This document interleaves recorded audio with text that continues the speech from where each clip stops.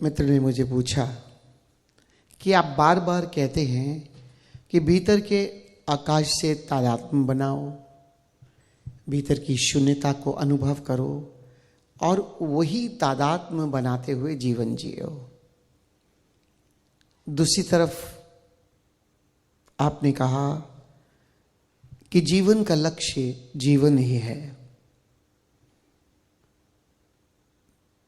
तो कृपया बताएं, इस आकाश से तादात्म्य बनाकर प्रैक्टिकली जीवन जीने में लाभ क्या है? मैं समझ गया बनिया बुद्धि है, पता तो चलना चाहिए भाई दे क्या रहे हैं और मिलेगा क्या। बिल्कुल, जब मैं बनिया कहता हूं तो उसका मतलब कोई जाति नहीं है। जितने भी व्यापारी हैं, जैसे मैं खुद भी एक व्यापारी हूं, बिजनेस करता हूं, तो बिजनेस करने वालों की एक दृष्टि है कि कुछ भी इन्वेस्ट किया तो रिटर्न क्या है। तो इसमें टाइम इन्वेस्ट कर रहे हैं, अनुभव करेंगे तो इसकी रिटर्न ठीक है, परमात्मा आत्मा बड़ी बड़ी बातें हैं, लेकिन जीवन में इसका लाभ क्या है। मैंने भी थोड़ा सा मजाक के मूड में था।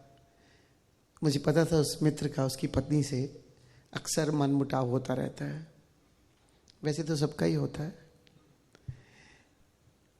जो भी मन के तल पर जिएगा उसी का मनमुटाव होगा।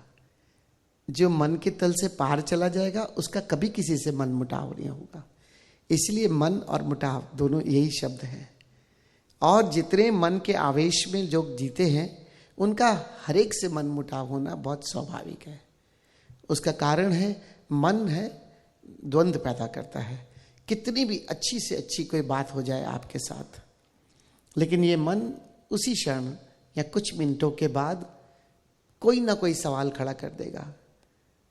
शायद इसका कोई अपना स्वार्थ होगा या पता नहीं, समझ में नहीं आ रहा।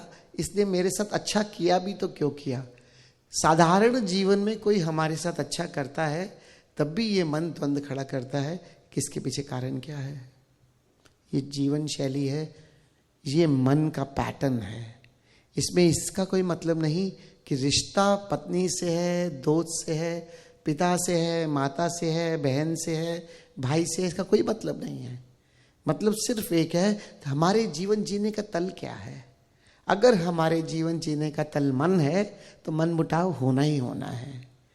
अगर हमारे जीवन जीने का तल भावनाएं हैं तो पेंडुलम की तरह भावनाएं सकारात्मक और नकारात्मक होनी है। उसका कोई और उपाय ही नहीं है। यहां से बचने का बहुत ही सरल उपाय है, दोनों से पार होकर जियो। कहते हैं ऐसे नहीं। जब आपने पत्नी की बात की है तो ठीक से बताओ। मैंने कहा अच्छा, तुम्हारी पत्नी के साथ जब झगड़ा होता है तो शुरू कैसे होता है? कहते बस वो कुछ भी बोल देती है और जैसे ही बोलती है भीतर गोली की तरह बात लगती है और हर्ट हो जाता हूँ और बस फिर आपा खो देता हूँ। और फिर बात तो शुरू होती है बहुत अच्छी तरीके से, लेकिन 5 मिनट तक अच्छी चलती है। 5 मिनट भी कह रहा हूँ, हो सकता 3 मिनट ही चलती हो, और कब बदल जाती है पता ही नहीं चलता। मैंने कहा अभी तो धन्यवाद दो इस मोबाइल को जो 10 में से 5 बार तुम्हारा आर्गुमेंट होने से रोक देता है। क्योंकि तुम जब भी पत्नी के साथ या किसी के साथ भी बैठते हो 2 मिनट के बाद वहां नहीं होते, संसार के साथ होते हो। संसार में क्या हो रहा है, जहां हो वहां नहीं हो, बाकी सब जगह हो। सर्वत्र यत्र तत्र सर्वत्र, ये हमारा मोबाइल है। फेसबुक, इंस्टाग्राम, ईमेल्स, व्हाट्सएप, सब चीजें हमें अपने से दूर करती हैं, इस क्षण से दूर करती हैं। तो शुक्र है कि ये इंस्ट्रूमेंट हमारे रिश्तों को बचा रहा है, क्योंकि आप होते ही नहीं जहां हो तो बात क्या होगी। इसलिए एक बात ठीक से समझना, जिस तल पर जी रहे हो उस तल का प्रभाव है। शरीर के तल पर जी रहे हो, शरीर के तल का प्रभाव रहेगा। शरीर हमेशा आपको खींचता रहेगा। मन के तल पर रहोगे द्वंद्व पैदा ही करेगा। मन के तल पर रहोगे कामनाएं घेरेंगी। मन के तल पर रहोगे शिकायत होगी। क्यों? क्योंकि मन अर्थ ही ये है जो द्वंद्व से बना है। जो द्वंद्व से बना है वहां पर दो बातें हमेशा रहेंगी। ऐसी भावनाएं हवा की तरह आती है और जाती है और हमें ऐसे ही पेंडुलम की तरह डुलाती रहेंगी। हम उसके प्रभाव में रहेंगे। मैं अक्सर एक उदाहरण देता हूं, कछुआ। कछुए को कभी मत भूलना। अपने आत्म चैतन्य के लिए वो एक ऐसा जानवर है, ऐसा जीव है जो हमें बहुत बड़ी शिक्षा देता है। जरा सा खतरा होता है वो अपने गर्दन को अपने शेल में सिकोड़ लेता है, सब जानते हैं। फिर उसके बाद कितने मर्जी पत्थर मारो, डंडे मारो उसके शेल पे, उसे कोई असर नहीं होता। या होता भी होगा तो जैसे मैंने कल बताया मैनेज कर लेता होगा, बच जाता है उससे। ये हमारा जो आत्म चैतन्य है, ये हमारा जो भीतर का आकाश है, ये हमारा शेल है कि कुछ भी वहां नहीं पहुंचता। तो अगर हम अपने शेल के साथ तादाद में इतना गहरा दें तो वहां कुछ भी नहीं पहुंचता। आपको क्रोध लाएगा कौन? वो बात जो आपके मन के तल पर आपको बुरी लगी। किसी ने कुछ बोला और आपको लगा झूठ बोल रहा है। पहली बात, ये डिसाइड करने वाला कौन है कि झूठ बोल रहा है? आप ही का मन। और जो दूसरा है वो तो अपने मन के तल पर है ही, क्योंकि दूसरा आपका सब्जेक्ट ही नहीं है। किसी भी आध्यात्मिक व्यक्ति का दूसरा कोई सब्जेक्ट नहीं है। आप सब्जेक्ट हो अपने। आपको दृष्टि रखनी होगी अपने ऊपर, क्योंकि आप अपना रूपांतरण करना चाहते हो, दूसरा नहीं। इसलिए दूसरे से उम्मीद मत करो। 99% हम दोष दूसरे पर देते हैं। अगर दूसरा ऐसे ना करता तो मैं ऐसा ना होता। अगर दूसरा प्रेम करता तो मैं भी प्रेम करता। अगर दूसरा झूठ नहीं बोलता तो मैं इरिटेट नहीं होता। अगर दूसरा मुझे अपशब्द ना बोलता तो मैं क्रोधित नहीं होता। सारा जीवन पर केंद्रित है। क्या ये आध्यात्मिक व्यक्ति के लक्षण है? बिल्कुल नहीं। एक चित्र है जो मुझे बहुत पसंद है। बहुत पहले मैंने कहीं से देखा था। एक चेहरा बना हुआ था जिसमें से आंखें निकालकर उल्टी कर दी थी और फिक्स कर दी थी। चेहरा पूरा ही था, इतना हिस्सा काटा, बाहर निकाला और घुमा के अंदर रख दिया और नीचे पंक्ति लिखी थी, यही सच्चा अध्यात्म है। स्वयं पर दृष्टि रखोगे आध्यात्मिक हो, दूसरों पर दृष्टि रखोगे संसारिक हो। कोई और परिभाषा में जाने की जरूरत ही नहीं है। स्वयं के रूपांतरण पर मेरी दृष्टि है, मैं आध्यात्मिक हूं। दूसरे को बदलना चाहता हूं, राजनीति है, ओशो के शब्द है। कोई कंफ्यूजन नहीं है। तो पर केंद्रित होकर जब भी जीवन जियोगे, रिएक्शंस आने ही आने हैं, ये आपके कंट्रोल में नहीं है। ऐसा हो नहीं सकता कि रिएक्शन आए ना, क्योंकि मन रिएक्ट करेगा। लेकिन अगर आप आत्मा में होगे तो एक्ट करोगे। यही एक्शन और रिएक्शन में फर्क है। कर्म के विपरीत नहीं है अध्यात्म। आपका, कल मैंने कहा, अपने बच्चों को मोटिवेट करने का, सुझाव देने का भाव आ रहा है, वो बुराई नहीं है। लेकिन आप सुझाव कैसे दे रहे हैं ये आप पर निर्भर करता है। मन के तल पर रहकर या अपने आत्मा से जुड़कर कर रहे हो, कंट्रोल आपके हाथ में होगा। इसलिए संसार में इसका उपयोग जिस भी रिश्तों में है, अपने बच्चों के साथ है, पति के साथ है, पत्नी के साथ है, जब कोई दूसरे को बदलने की कोशिश करता है, इसका मतलब वो अध्यात्म नहीं है। आपको स्वयं पर काम करना है, स्वयं पर दृष्टि रखते हुए अपने प्रियजनों के को प्रेम करना है। उस प्रेम में सुझाव भी आता है, लेकिन दृष्टि प्रेमल रहेगी। याद रखना, बेस प्रेम है, उस प्रेम से निकलकर सुझाव आएगा।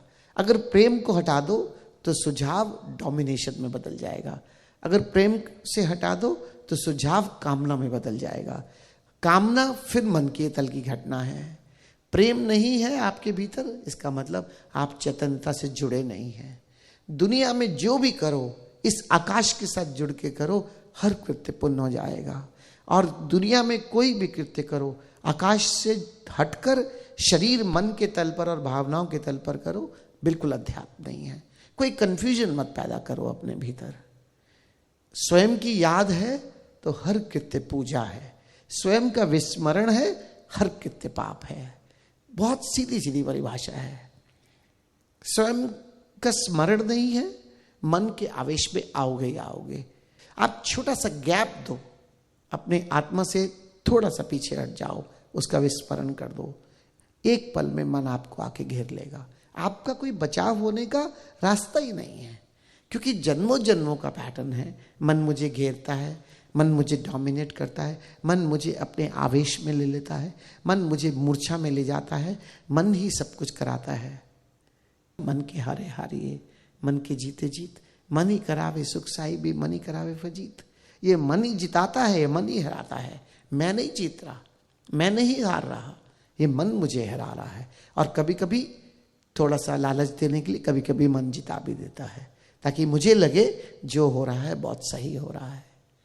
लेकिन याद रखना, स्वयं का विस्मरण ये कभी ना हो। जितना ज्यादा से ज्यादा स्मरण रख के जी सको, इसी को होशपूर्ण जीवन शैली कही है, इसी को ध्यानपूर्ण जीवन शैली कही है। अपने होश को बनाए रखो, अपने प्रेम को बनाए रखो। उस प्रेम में जिसका भी जो, उस प्रेम अगर आपका बेस है तो प्रेम आपकी आत्मा का, आपकी भावनाओं की मैं बात नहीं कर रहा। होशपूर्ण होगे, भीतर प्रेम होगा, सब कुछ उसी से निकलेगा। तो चाहे पत्नी हो, चाहे बच्चे हो, चाहे माता पिता हो, चाहे मित्र हो, चाहे बहनें हो, चाहे भाई हो, हमेशा हम दूसरों की शिकायत में जीते हैं मन के तल पर रहकर। लेकिन अगर हम अपने आत्मा के स्मरण में जीने लगे, उसकी याद से भर के जीने लगे, तब आप जीवन शैली को ही बदल दोगे। आपके जीवन में सही मायने रूपांतरण होगा। कोई आपको क्रोधित नहीं कर सकता, कोई आपको कामना में नहीं घेर सकता, कोई आपको ईर्ष्या में नहीं घेर सकता, कोई आपको किसी भी तरह की शिकायत में नहीं घेर सकता। क्यों? क्योंकि ये मन का स्वभाव है। आप अपने आकाश के स्मरण में हैं। आपके आकाश का भी एक स्वभाव है। शांति आपके आकाश का स्वभाव है, प्रेम आपके आकाश का स्वभाव है, आनंद आपके आकाश का स्वभाव है। जब भी जितने शांत हो जाओगे, जितने प्रेमल हो जाओगे, इस संसार में हर कृत्य उसी स्वभाव से करोगे। और जब एक बार इस आत्मा के याद से, इसके स्मरण से जीना शुरू करोगे, आपको वही क्वालिटी से जीवन शैली बन जाएगी। और यही सही रूपांतरण है, यही सही कृत्य है कि आपका हर कृत्य प्रेम, सेवा, शांत और आनंदित होकर जीने लगे। यही आपका सही कृत्य है। इसलिए उस मित्र ने जब मुझसे पूछा तो मैंने सिर्फ और सिर्फ इतना ही कहा उसे कि अपने तल पर जियोगे तो उस स्वभाव से प्रेरित होकर कृत्य करोगे। अगर तल बदल दोगे तो जिस तल पर होगे उसका स्वभाव तुम्हें डोमिनेट करेगा। और इसमें ना तो तुम्हारा कोई दोष होगा, ना उन तलों का कोई दोष होगा। बस ऐसा है तो ऐसा है। अगर शरीर हूँ, शरीर मान के जी रहा हूँ तो शरीर डोमिनेट करेगा। मन मान के जी रहा हूँ तो मन डोमिनेट करेगा। भावनाओं के बहने में मैं जी रहा हूँ, उनके बहकावे में आके जी रहा हूँ तो वो डोमिनेट करेंगी। अगर मैं अपने आत्म स्वरूप, अपने भीतर के आकाश, अपने भीतर की चैतन्यता के तल पर जीने लगूं तो वो जो उसका स्वभाव होगा वही मेरी जीवन शैली हो जाएगी। 3 महीने का प्रयोग करके देखो, अपने आप दूध का दूध और पानी का पानी हो जाएगा। और जब आपका पूर्ण होश रहेगा, नेचुरल बीच बीच में विस्मरण भी होगा, लेकिन जब विस्मरण होगा उस समय एकदम आप जान लोगे कि आपका विस्मरण हुआ, मन ने आपको आके घेरा और इस मन ने अपने प्रभाव में, इन भावनाओं ने अपने प्रभाव में आपको डोमिनेट किया और डोमिनेट कर कर अपने अनुसार चलाया। और जब अपने अनुसार चलाया तो परिणाम भी वैसे ही होंगे। इसलिए जी कर देखो, सुनी सुनाई बातों पर भरोसा मत करना। एक प्रयोग 3 से 6 महीने का हाइपोथेटिकल ट्रस्टी, सुबह एक बार ध्यान करते हो, ध्यान से हम जागरण अर्जित करते हैं और उस जागरण से अपने दिन पर फैलाव करो और अपने स्मरण में जियो, अपने आकाश के स्मरण में जियो और फिर देखो जीवन कैसे रूपांतरित होता है।